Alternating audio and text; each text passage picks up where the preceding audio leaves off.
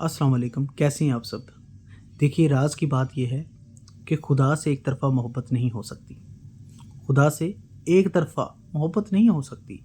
आपको जब भी खुदा से मोहब्बत होगी, उस ईश्वर से, उस गॉड से, उस मेकर से, उस क्रिएटर से, जब भी आपको मोहब्बत होगी, ये दो तरफ़ा मोहब्बत होगी। सबसे पहले वो जो खुदा है, वो जो क्रिएटर है, वो जो मेकर है, वो जो ईश्वर है, आपसे मोहब्बत करता है। फिर वो अपनी मोहब्बत आपके दिल में डालता है।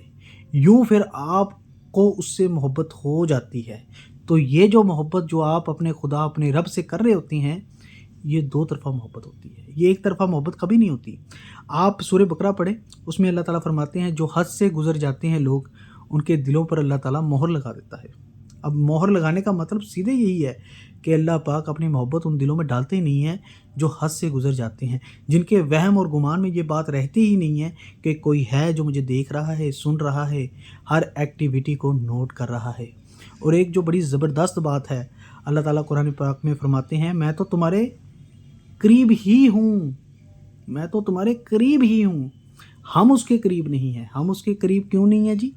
क्योंकि हमने हसद की दीवार को खड़ा किया हुआ है, लालच की दीवार को खड़ा किया हुआ है, जेलसी की दीवार को खड़ा किया हुआ है, नफ्स की दीवार को खड़ा किया हुआ है। जब तक हम इस नफ्स की दीवार को, जेलसी की दीवार को, हवस की दीवार को गिरा नहीं देते, तोड़ नहीं देते, कुचल नहीं देते, हम उस खुदा, उस क्रिएटर, उस मेकर, उस ईश्वर के करीब नहीं हो सकते।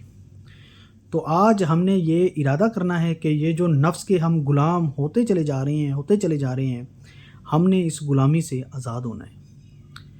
और जब हम इस गुलामी से आज़ाद होंगे और उस एक ईश्वर के गुलाम बनेंगे, तब आप देखिएगा फिर आपकी ज़िंदगी में चमत्कार ही चमत्कार होंगे, मिरेकल ही मिरेकल होंगे। बहुत बहुत शुक्रिया आपका।